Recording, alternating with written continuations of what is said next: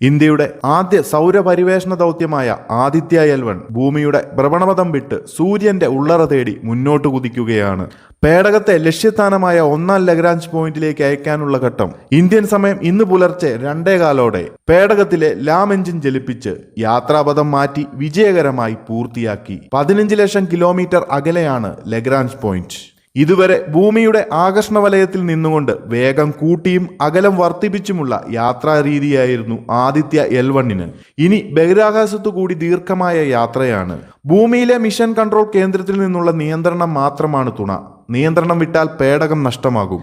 Trans ലാഗ്രേറിയൻ point ഇൻസേഷൻ എന്ന സുപ്രധാന ഘട്ടമാണ് വിജയകരമായി പൂർത്തിയാക്കിയത്. ബംഗളൂരുവിനു പുറമെ ഫിജി ദ്വീപിലും ആൻഡമാനിലും സ്ഥാപിച്ച ട്രാൻസ്പോർട്ടബിൾ ടെർമിനലുകളാണ് പോസ്റ്റ് ബേൺ എന്ന പ്രവർത്തനങ്ങൾക്ക് മേൽനോട്ടം വഹിക്കുക. 110 ദിവസത്തെ യാത്രയിലൂടെയാണ് ആദിത്യ ലഗ്രാഞ്ച് പോയിന്റിലെ ലക്ഷ്യസ്ഥാനത്തെത്തുക.